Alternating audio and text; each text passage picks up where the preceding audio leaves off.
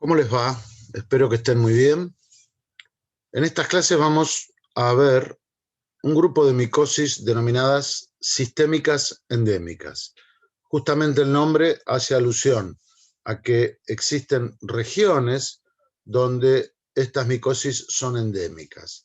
Esta imagen, que en este caso es apenas ilustrativa, muestra cómo determinadas regiones, gracias a sus climas, a la humedad, presentan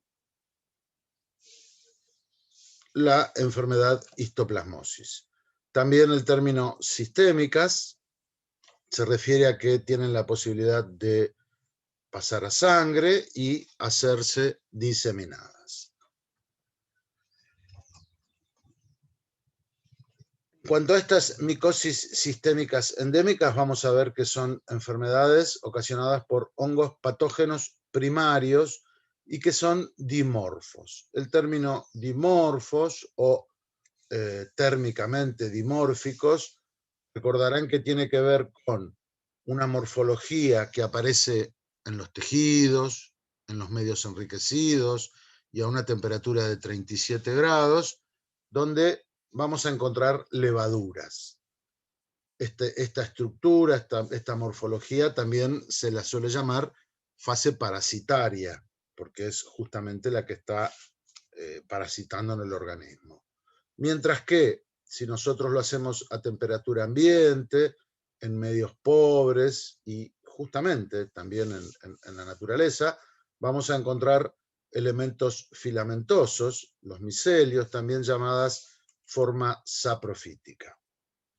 También vamos a tener en cuenta que son hongos que están en el suelo y, como decíamos recién, en base a las condiciones climáticas que existen en la región, va a haber áreas endémicas. El ingreso es principalmente por vía inhalatoria, rara vez lo hacen por vía cutánea.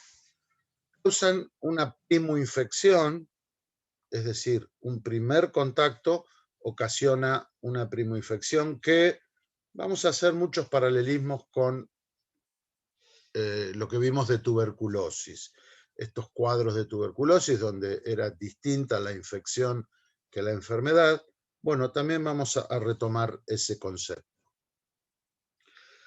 Decíamos que se hacen sistémicas y pueden diseminarse por vía linfohemática y que, y esto es fundamental, la gran variedad de formas clínicas que vamos a tener, con diferente gravedad por supuesto, van a depender del estado inmunitario del hospedador y de la carga infectante, es decir, de la cantidad de microorganismos, de hongos en este caso, que ingresen al cuerpo. En ciertos casos van a ser fatales, especialmente en los cuadros donde el estado inmunitario está muy deteriorado, si no se las trata adecuadamente. Como agentes etiológicos vamos a encontrar a Histoplasma capsulatum, agente causante de la histoplasmosis, Paracoccidioides brasiliensis, agente causante de la paracoccidioidomicosis, y Coccidioides posadacea, causante de la coccidioidomicosis. Vamos a comenzar por el primero y vamos a encontrar una enfermedad que se denomina histoplasmosis. La histoplasmosis a través del tiempo ha recibido distintos nombres, desde enfermedad de Darling, en honor al primero que observó estos hongos, por allá por el 1905 en Panamá, pero también se lo ya ha llamado histoplasmosis capsulati, también enfermedad de los mineros, fiebre de las cavernas y de las cuevas, e incluso enfermedad de los murciélagos. Como decíamos, es producida por el Histoplasma capsulatum, hongo dimórfico y geofílico. Es capaz de atacar, además de al hombre, a otras especies animales, y el compromiso generalmente se da a nivel del sistema monocítico histiocitario. Como vimos antes, la infección se produce por vía inhalatoria y en la mayoría de los casos es subclínica, benigna y habitualmente autolimitada, siendo frecuente en las zonas endémicas. Cuando decimos frecuente en zona endémica, justamente hace alusiones que es muy común que haya personas infectadas, pero es poco frecuente que tengamos individuos enfermos en estas zonas endémicas, justamente porque el contacto ha logrado controlar al hongo y ha permitido, a través de las defensas, una respuesta inmune adecuada que impide la aparición de la enfermedad. Puede haber formas progresivas que no son tan comunes, pero aparecen sí en pacientes con alteraciones de la inmunidad mediada por células o también con alteraciones en la estructura pulmonar. Si vemos un poco la epidemiología, dónde lo podemos encontrar y por qué, vamos a ver que es importante y su presencia se encuentra en zonas de clima subtropical a templados y zonas de clima húmedo, de América principalmente, pero también en otros continentes, especialmente en África, como veíamos en el mapita anterior. Con respecto a los climas, estamos hablando de una temperatura entre 20 y 30 grados, donde el milimetraje de lluvias anual oscila en los 1000 milímetros y la humedad está por encima del 60%. Se hace importante en algunas regiones de ríos, en las cuencas de algunos ríos, en las zonas de los valles, en América del Norte, por ejemplo, en los ríos Mississippi, Missouri y el Ohio, y en América del Sur, todo lo que es la cuenca del Río de la Plata, también se hace presente este hongo. En cuanto a los países en América del Sur, vamos a ver que Argentina, Brasil, Venezuela, Colombia son zonas donde es posible encontrar histoplasma, en este caso capsulatum. Vamos a ver que en Estados Unidos, por ejemplo, se calcula que hay 40 millones de personas infectadas. 40 millones de personas infectadas.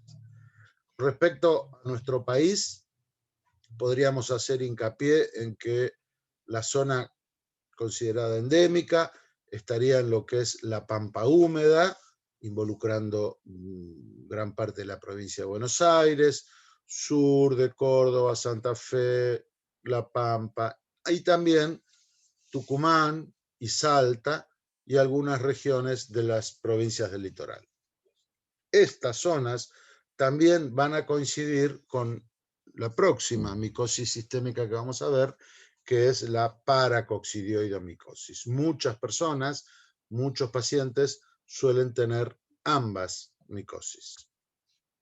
Así como dijimos en Estados Unidos, en Argentina se calcula que aproximadamente existen entre 8 y 10 millones de personas infectadas. Empecemos a ver cómo se transmite, cómo se adquiere. Y vamos a decir primero que la fuente de infección tiene que ver con los suelos. Suelos particularmente con presencia de guano, de deyecciones de aves o murciélagos. Serán suelos que son ricos en sustancia orgánica, en nitrógeno, en fósforo, con un pH ácido, y lugares principalmente donde haya poca luz y humedad. Por eso las cuevas, las grutas, los gallineros, incluso determinados bosques suelen ser lugares en que el suelo contiene estos histoplasmas. Justamente la estructura, que es la estructura infectante, y aparece acá el término propágulo. El propágulo lo van a escuchar en muchos, lo van a leer, mejor dicho, en muchos textos de micología, y se refiere a cualquier estructura de un organismo, en este caso de los hongos, que se forme a través de un proceso asexuado y que a partir de esa estructura se origine un nuevo individuo idéntico al que le dio origen. Por lo tanto, esta estructura que resulta infectante del hongo tiene que ver con la fase filamentosa del hongo, la que va a estar en el ambiente, y son unas pequeñas estructuritas que vamos a ver ahora más adelante, que se denominan microconidias, como decíamos, de la fase saprofítica. La frecuencia de infección es muy alta en la población de áreas endémicas, es lo que decíamos recién. Alta frecuencia de infección y baja frecuencia de enfermedad en estas regiones. Y un dato para tener en cuenta es que un individuo enfermo, aunque elimine el agente causal con sus secreciones respiratorias, no es infeccioso en ningún momento, ya que lo que va a estar eliminando es esa fase parasitaria, la forma de levadura, la cual no posee capacidad infecciosa. Justamente la estructura infectante son las microconidias de la fase saprofítica. Bueno, esto después se lo subo, pero son como los hitos más importantes en cuanto a brotes de histoplasmosis.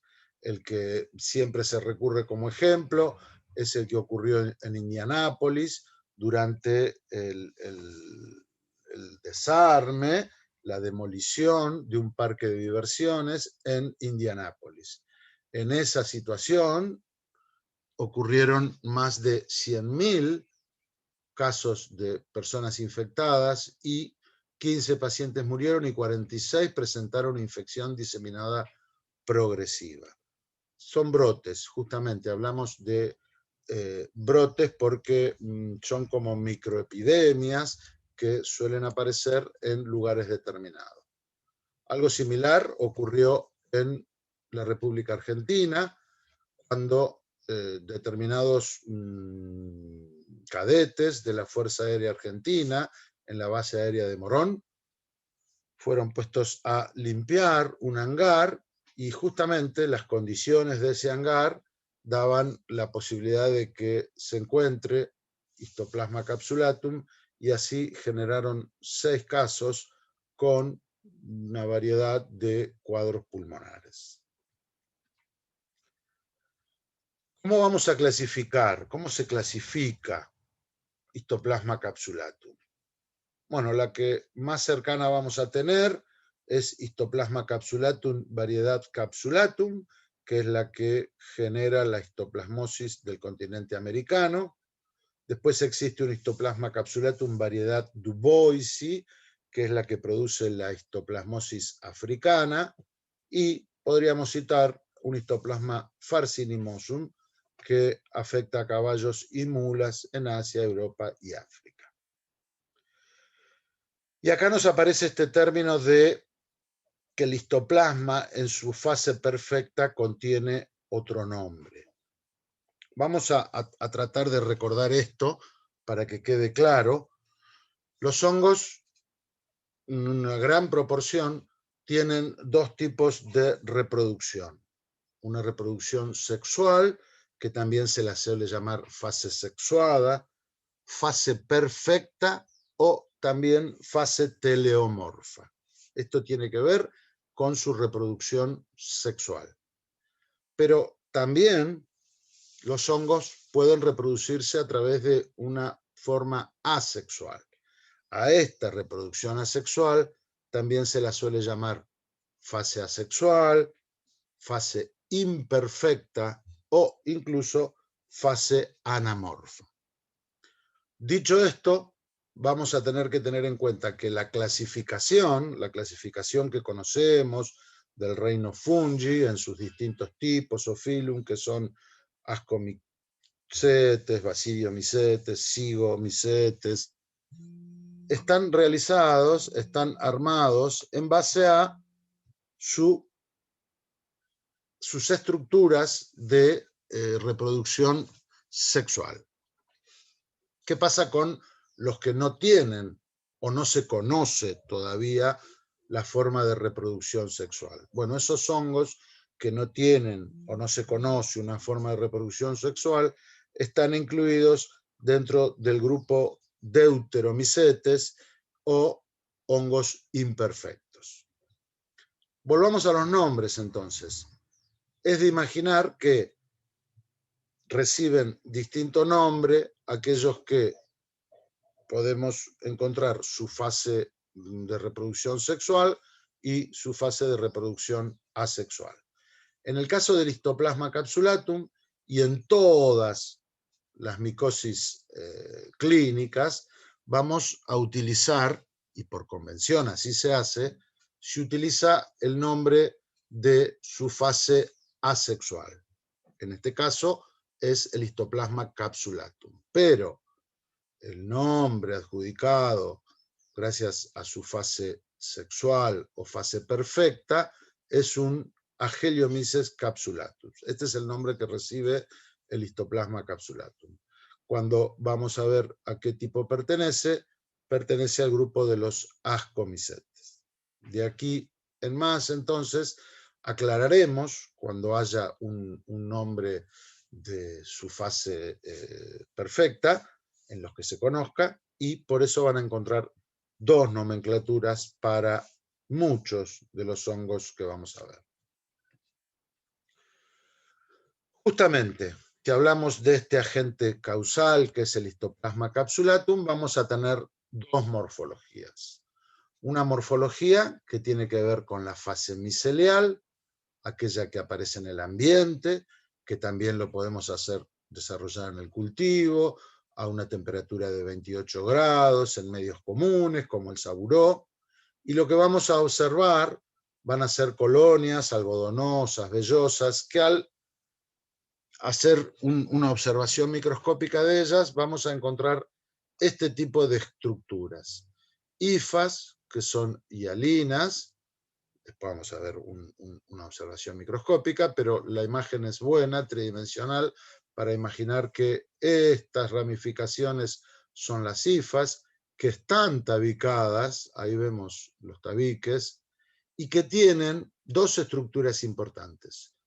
Unos que salen directamente de la hifa, como este que tenemos acá, este que tenemos acá, y que antes los nombramos como microconidios o microconidias. Son estructuras esféricas o piriformes de 3 a 5 micrómetros, y decíamos antes que eran las formas infectantes. Y también vamos a encontrar estructuras de mayor tamaño, de forma esférica, globulosos, con una pared rugosa digitiforme, relacionado esto con estas proyecciones que salen en forma de dedos, con un tamaño de 10 a 15 micrómetros. Estamos hablando entonces de las macroconidias. Entonces encontraremos hifas, microconidias y macroconidias con este aspecto, con protuberancias. Por su parte, si buscamos en los tejidos que van a estar en el interior de los histiocitos principalmente, vamos a encontrar la forma parasitaria, es decir, las levaduras. También en el laboratorio las podemos generar, podemos hacer que desarrolle en cultivos más bien enriquecidos, agar sangre, presencia de dióxido de carbono, una temperatura de 37 grados, y vamos a encontrar unas levaduras de forma oval, pequeñas, de 2 a 3 micrómetros, con un solo brote.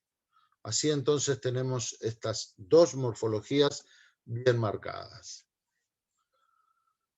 La imagen refuerza un poco lo que dijimos recién, fase filamentosa y levaduriforme de este hongo dimórfico. Veíamos la hifa, la estructura que llamamos microconidios y los macroconidios, en la naturaleza o en medio saburó a temperatura de 28 grados.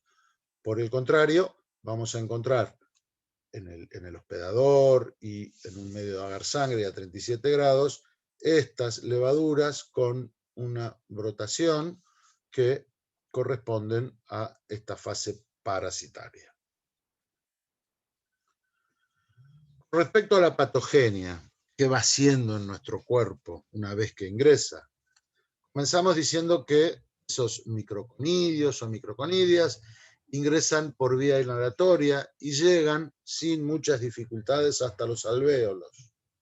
Allí son fagocitados por los macrófagos alveolares y en su interior ocurre esta transformación en levaduras. Dentro de esos macrófagos se van a comenzar a reproducir y nos vamos a encontrar que aproximadamente en la tercera semana ya va a estar instalada una respuesta mediada por células. Aquí va a haber ya una activación de macrófagos que ahora sí van a tratar de aislar, de encapsular y de lisar a esas levaduras.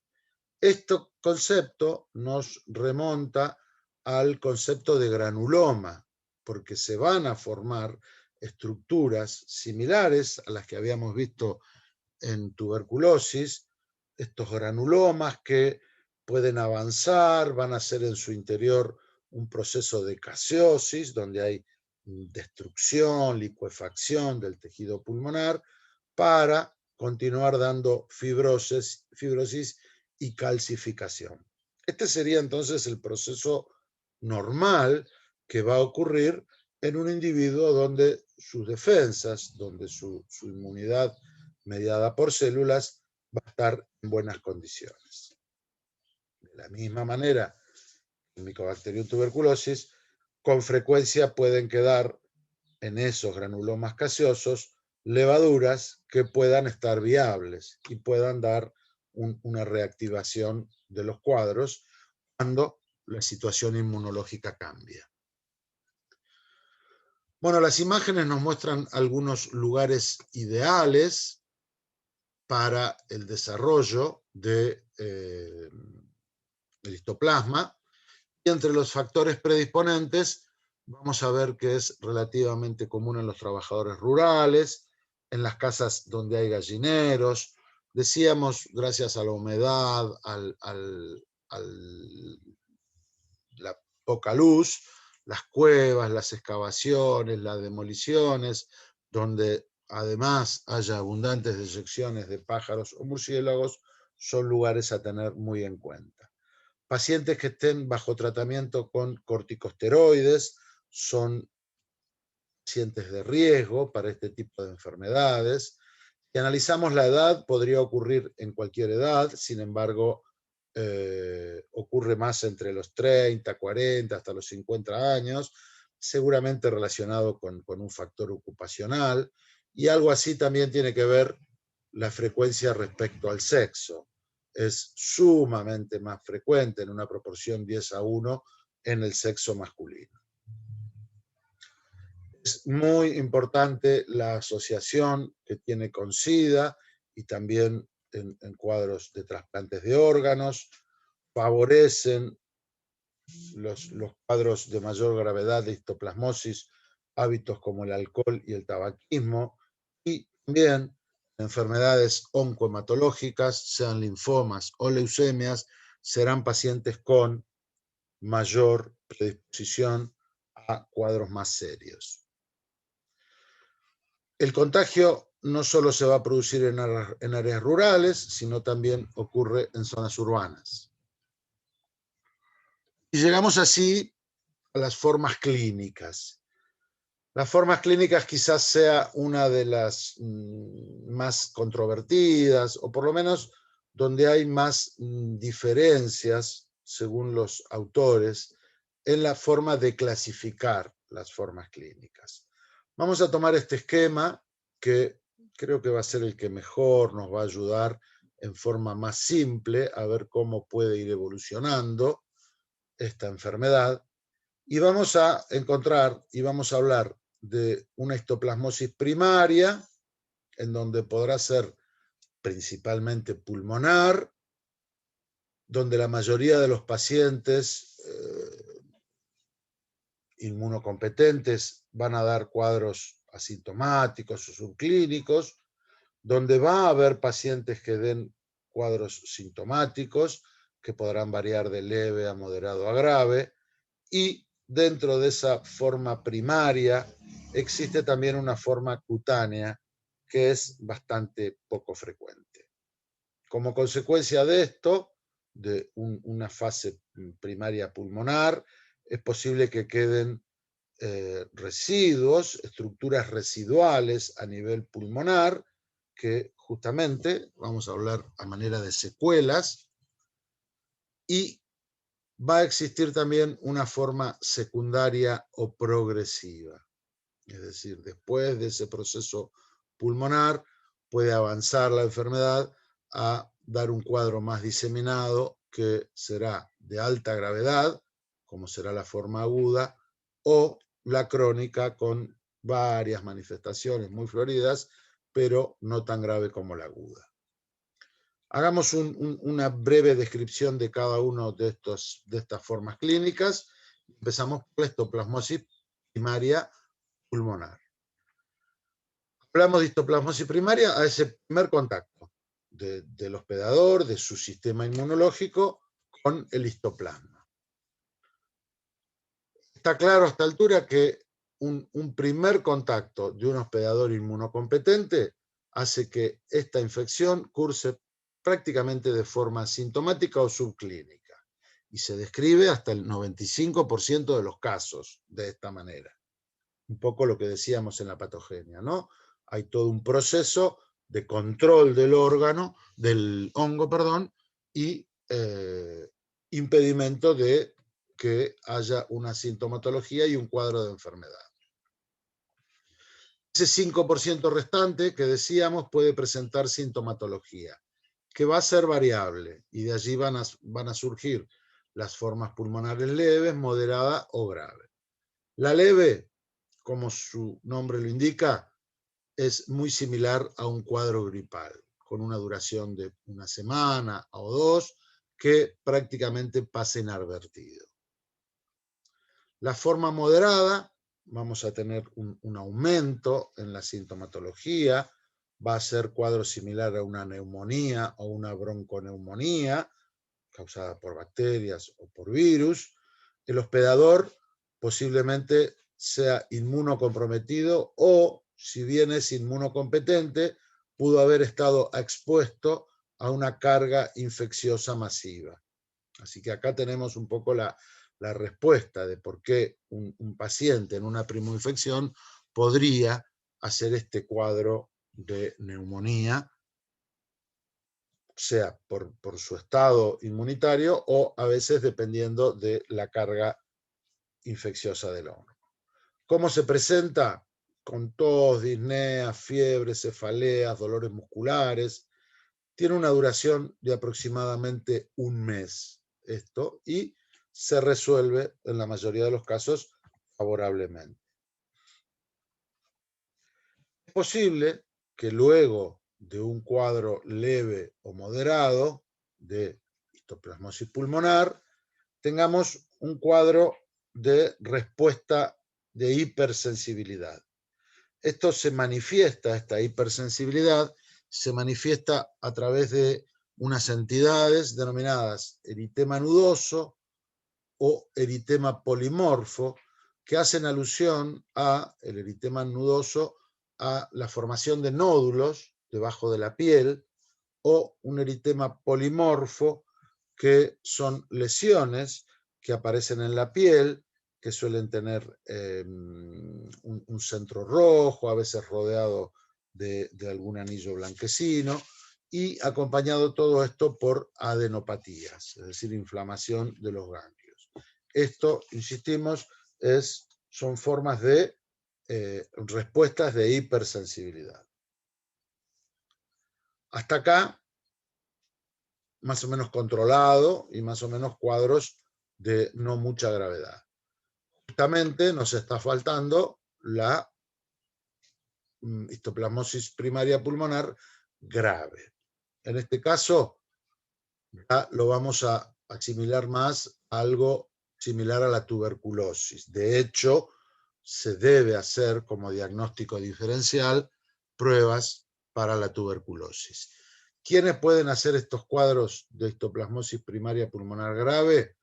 Pueden ser pacientes con enfermedad pulmonar obstructiva crónica, pacientes mayores de 50 años, diabéticos o aquellos que estén en tratamientos con corticosteroides.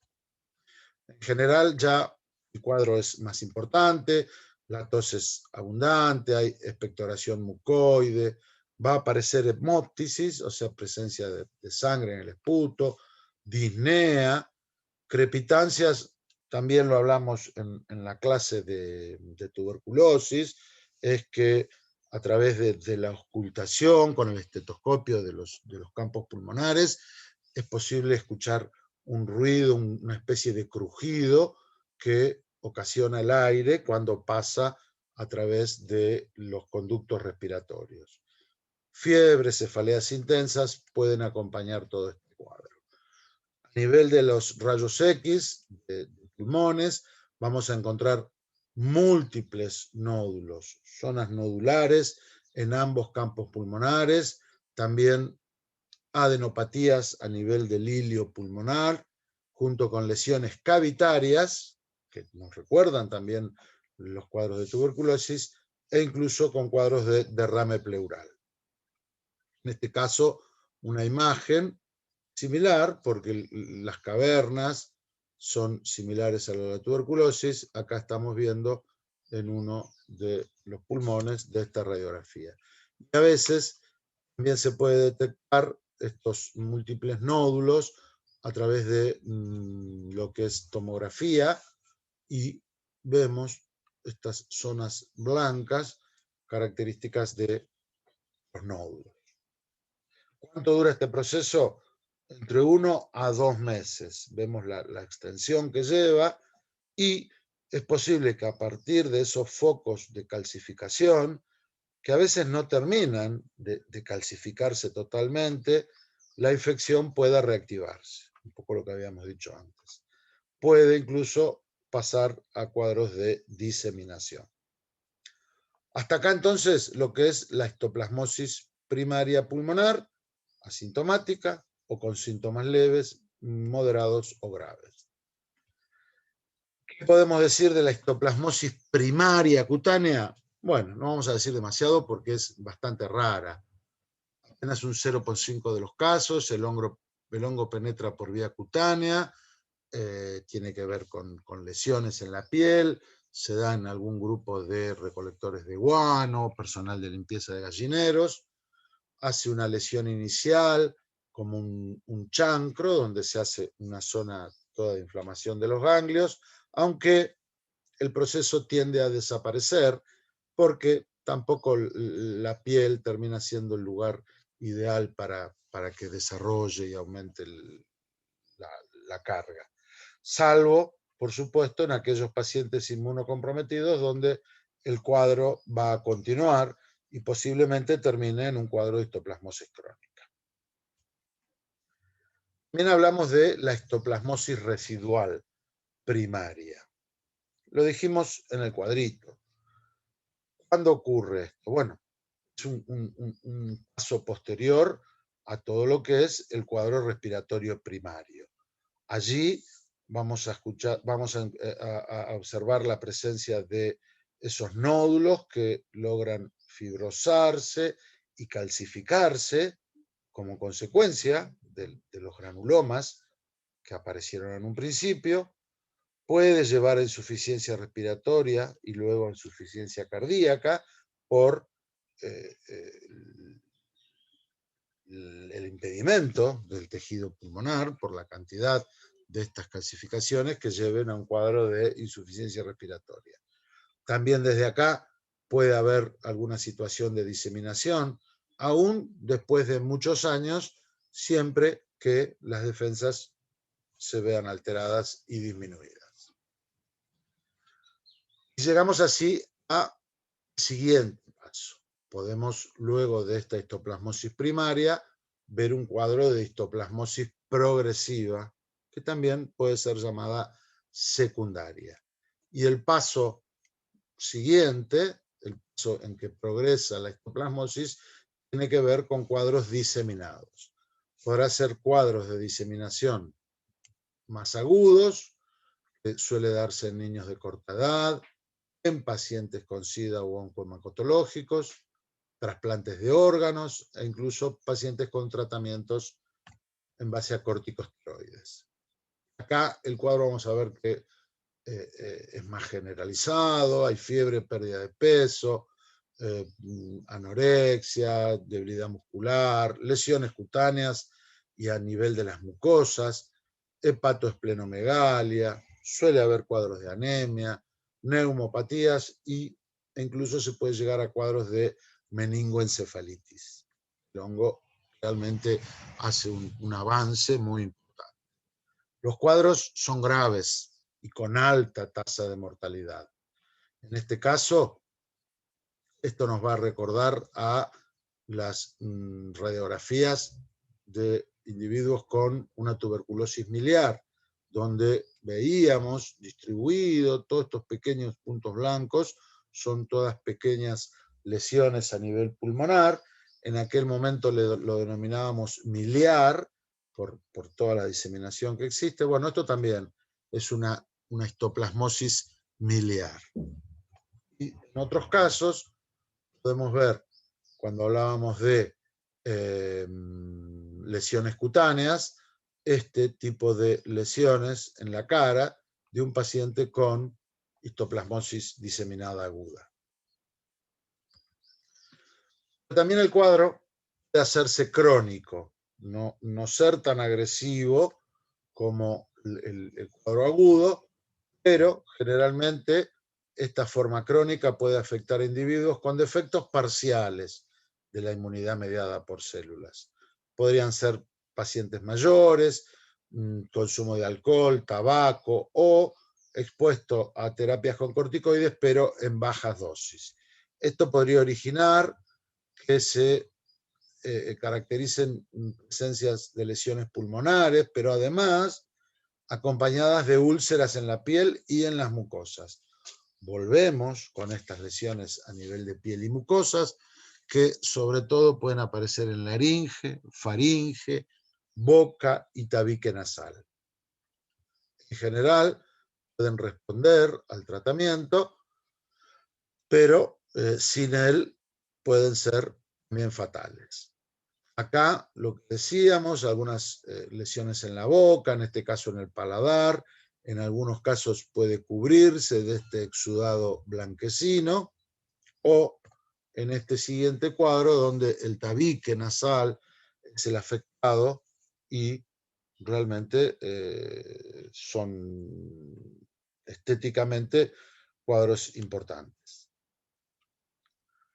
Y podríamos hablar de una histoplasmosis diseminada, que directamente pasáramos a este estado, que no tuviéramos el periodo de frenar al histoplasma, hacer los granulomas y que el organismo siga haciendo su proceso defensivo, sino que directamente un paciente, por ejemplo con SIDA, pueda adquirir la histoplasmosis y hacer un cuadro diseminado inicial.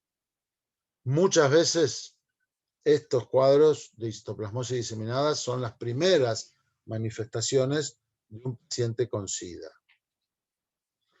Por supuesto, aparece pérdida de peso, hepatoesplenomegalia, también una importante afección pulmonar.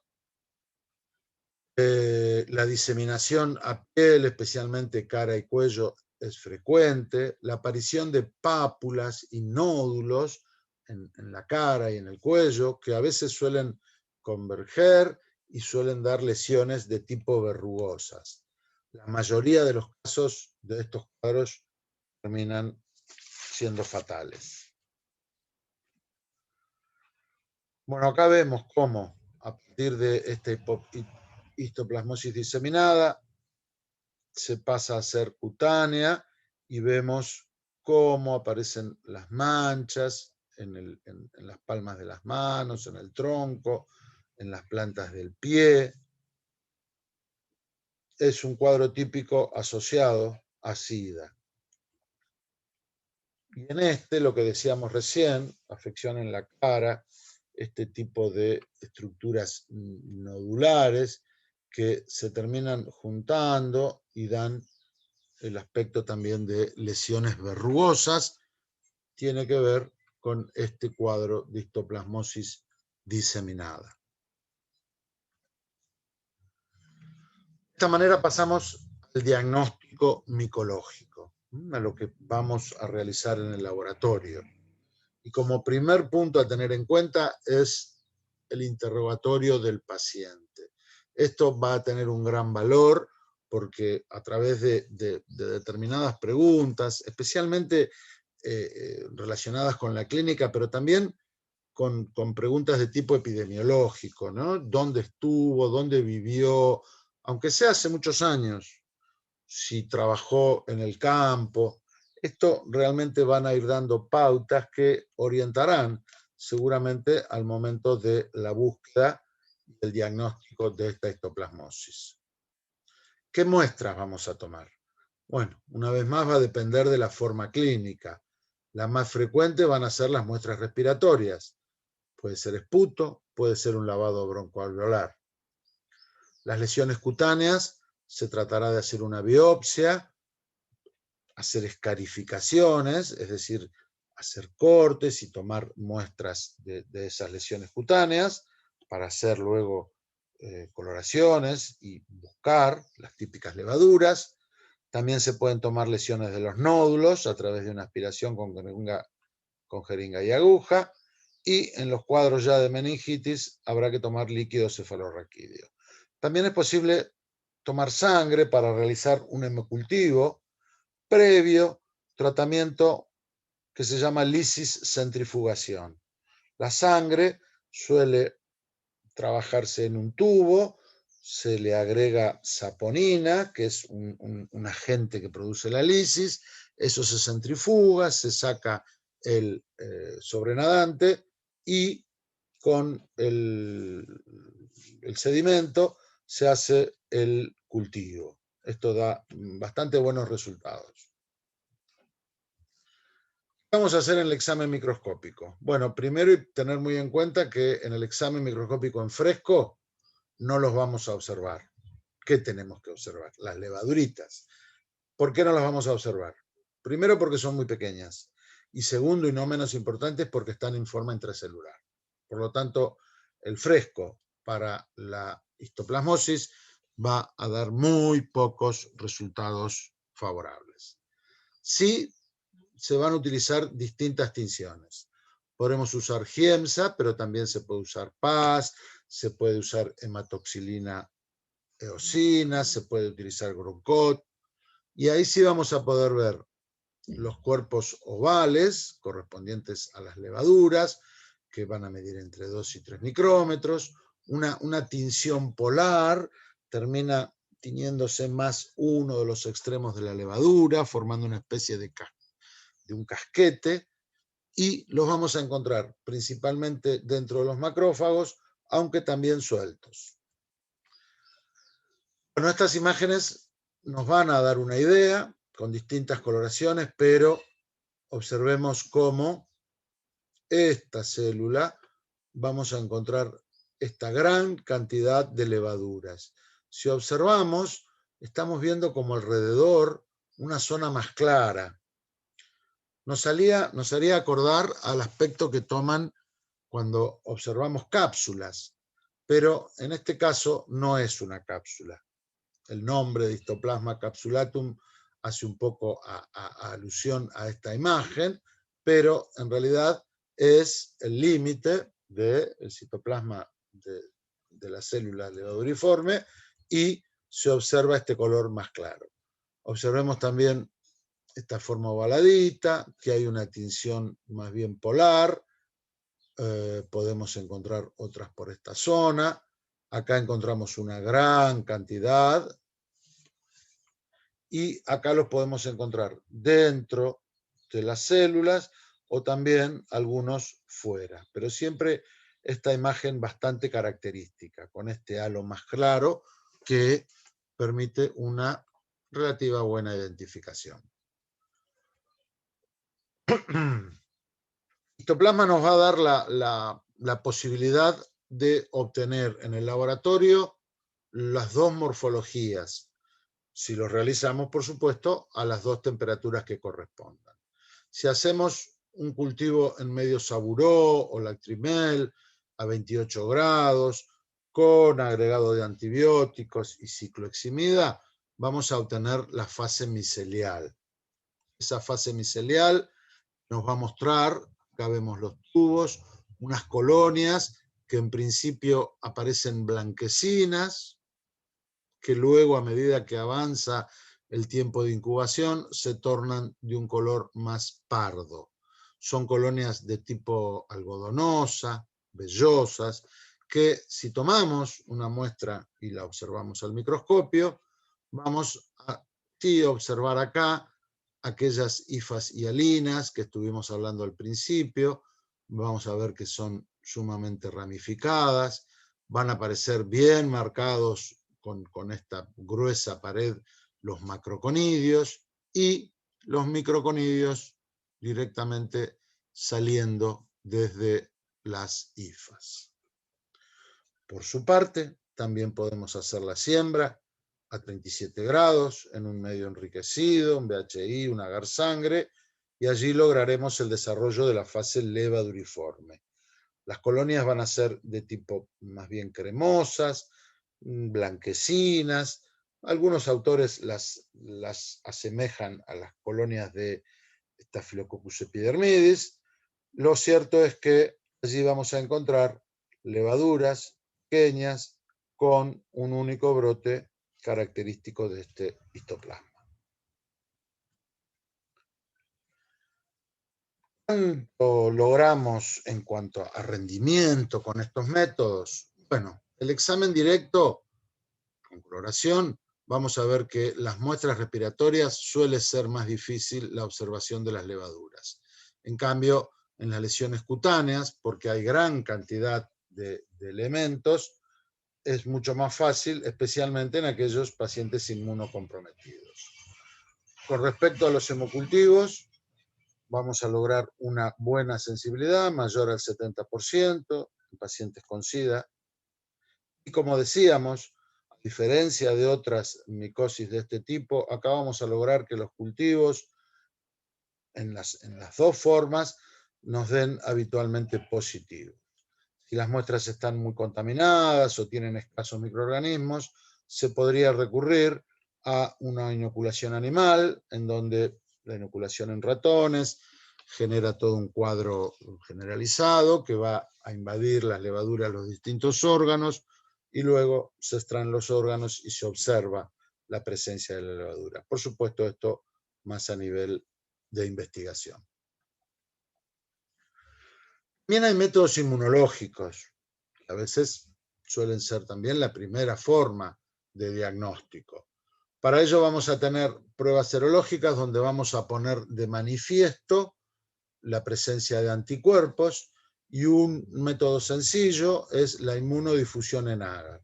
Allí vamos a tener los pocillitos en el agar, en uno de los pocillos vamos a colocar el suero problema, donde creemos que están los anticuerpos, en el otro vamos a colocar los antígenos que disponemos del histoplasma. Ahí vamos a ver que es una prueba que va a ser positiva después de la tercera, cuarta semana de infección. Va a ser útil para distinguir entre una enfermedad activa de aquella enfermedad que ya está superada o es reciente. ¿Cómo podemos hacer eso? Vamos a ver acá que aparecen dos bandas. Justamente aparece una banda H más cercana al suero problema y una banda M más cerca al antígeno. La banda M, vamos a ver que nos va a indicar una infección reciente o también una infección pasada, ya en periodo de convalescencia. Y también esta banda M va a dar positiva, es decir, va a aparecer en aquellos individuos en que se haya realizado la prueba cutánea, una prueba cutánea que se va a denominar de la histoplasmina. Lo que sí nos va a ayudar mucho más es la banda H. La presencia de esta banda H generalmente las dos, nos va a estar indicando enfermedad activa. Pero tener en cuenta que hay un porcentaje importante de casos donde esa banda H aparece y no perdura demasiado, sino que tiende a desaparecer. Este método entonces puede ser de utilidad. Lo que es contrainmunoelectroforesis también es factible e incluso de mayor sensibilidad. Fijación de complemento, el título considerado como representativo va a ser mayor a 1 en 32, lo que estaría también indicando enfermedad activa. Pruebas de ELISA se utilizan para el seguimiento y la cuantificación de la cantidad de anticuerpos y se puede hacer en suero y también en líquido cefalorraquídeo. Y tendríamos como problema aquellos pacientes inmunosuprimidos donde no haya una buena producción de anticuerpos. En esos casos vamos a poder hacer detección de antígenos circulantes. ¿Y qué antígeno vamos a detectar? Los galactomananos. Este antígeno galactomanano que está presente en la pared de este hongo, lo podríamos detectar sea por ELISA o por RIA, tanto en orina o en suero, y va a ser de gran utilidad para hacer estas pruebas serológicas en pacientes inmunocomprometidos, donde, como decíamos, no vamos a tener anticuerpos para detectar. Hablamos que existía una prueba cutánea. En efecto, se suele realizar una prueba cutánea que se llama intradermorreacción con histoplasmina. Suele ser útil a veces para determinar pacientes infectados en zonas endémicas, igual que otras intradermorreacciones. Vamos a ver que la sustancia que se inyecta, esta histoplasmina, surge de un filtrado, de un caldo de cultivo de histoplasma capsulatum durante 2 meses a 25 grados. Allí vamos a tener algunos antígenos polisacarídicos que van a ser los que van a generar esta reacción. Reacción que va a ser similar a la que habíamos visto con la tuberculina. ¿Por qué? Porque se va a positivizar en individuos infectados. Va a perdurar durante aproximadamente 3 años. Va a ser negativa, bueno, por supuesto en el individuo que no estuvo en contacto, pero también cuando la enfermedad es diseminada o la infección es muy temprana. Esto será para tener en cuenta. Y como estas pruebas de intradermorreacción, hay que entender que lo que detectamos es contacto con el hongo, una infección. No nos va a indicar el tiempo, si esto es de mucha antigüedad o relativamente reciente. Lo que sí va a tener un gran valor pronóstico. Este tipo de intradermorreacciones para las micosis sistémicas endémicas va a dar un gran valor pronóstico porque en pacientes enfermos, si la prueba es positiva, ¿qué me está hablando? De que tenemos intacta una inmunidad celular. Y esto seguramente nos va a hablar de una mejor evolución y mejor respuesta al tratamiento. Por lo tanto, lo vamos a ver más como una prueba de pronóstico más que de diagnóstico. Llegamos así al tratamiento. Con respecto a las drogas antimicóticas, vamos a hacer al final de esta clase, vamos a hacer una revisión de los que existen, pero por acá vamos a nombrar que uno de los compuestos que se utilizan es la anfotericina B. Esta anfotericina B, debido a su nefrotoxicidad y hemotoxicidad, se reserva para casos graves, para casos de histoplasmosis diseminadas, en casos con pacientes con SIDA, y realmente el efecto que tiene, como muchas de estas drogas, es actuar a nivel de una sustancia, de un esterol que existe en los hongos, pero que no existe en las células eucariotas humanas, que es el ergosterol. Luego vamos a volver con esto, pero saber que en este caso la anfotericina B se une al ergosterol de la célula del hongo, que está en la membrana y va a generar la formación de poros y de esa manera va a actuar eliminando a los citoplasmas. Cuando los casos no son tan graves, se puede usar uno de los tantos antimicóticos que hay, denominados o agrupados dentro de los azoles.